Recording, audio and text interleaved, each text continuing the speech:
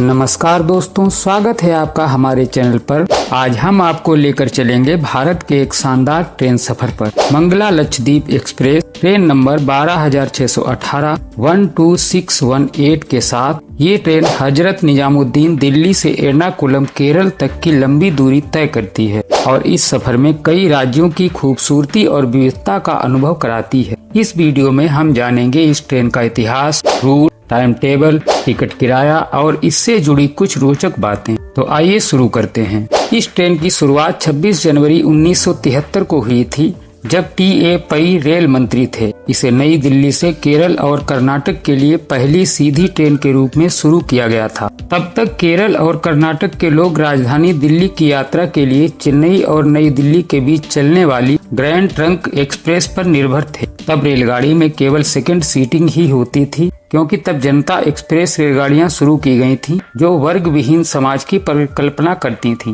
और समाजवाद के सिद्धांतों को कायम रखती थीं। इसे जयंती जनता एक्सप्रेस कहा जाता था, क्योंकि 1972-73 भारतीय स्वतंत्रता की रजत जयंती थी। रेलगाड़ी में 2 नंबर स्लिप थी, एक जो सोरानूर जंक्शन पर विभाजित हो जाती थी और एर्नाकुलम जंक्शन तक जाती थी, और दूसरी ट्रेन मैंगलोर सेंट्रल तक जाती थी। जयंती जनता एक्सप्रेस को 1980 के दशक में बंद कर दिया गया था और 80 के दशक के अंत में मंगला एक्सप्रेस एक स्लिप नंबर ट्रेन के रूप में चलने लगी। ट्रेन का नंबर 2625A 2626A था और इसका नाम लिंक मंगला एक्सप्रेस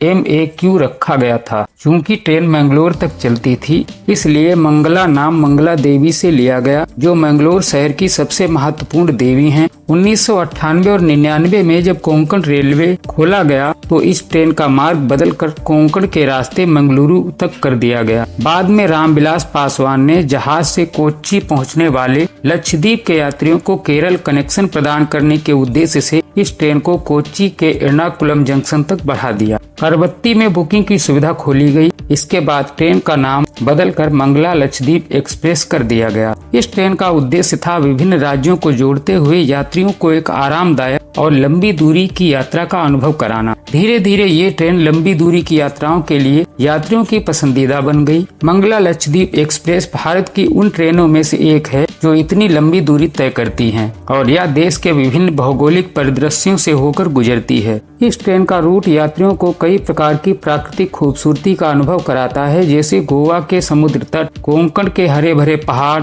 और केरल के बैक वाटर्स। वर्तमान में मंगला लक्षद्वीप एक्सप्रेस ट्रेन का ट्रेन नंबर 12,618 और 12,617 है। Mangla Lakshadweep express train Hazrat Nizamuddin railway station से रोजाना सुबह 5:35 पर चलती है और 39 घंटे 55 मिनट में 2771 किलोमीटर की दूरी तय करने के बाद तीसरे दिन सुबह 8 बजे केरल के एर्नाकुलम रेलवे स्टेशन पर पहुंच जाती है। इस ट्रेन में पेंट्री कार की सुविधा है, जो यात्रियों को ताजा और स्वादिष्ट भोजन उपलब्ध कराती है। अब बात करते हैं मंगला लक्षद्वीप एक्सप्रेस के किराए की। इस ट्रेन का दिल्ली हजरत निजामुद्दीन से एर्नाकुलम तक का स्लीपर का किराया 1023 रुपए है, जिसमें रिजर्वेशन चार्ज शामिल है। थर्ड AC इकोनॉमी का किराया 2521 रुपए है with reservation charge. Third AC का किराया 2606 रुपए है रिजर्वेशन चार्ज के साथ। सेकेंड AC का किराया 3781 रुपए है, जिसमें GST और रिजर्वेशन चार्ज शामिल हैं। ये किराया एक व्यक्ति का है। अधिक जानकारी के लिए रेलवे की वेबसाइट पर जरूर चेक कर लें।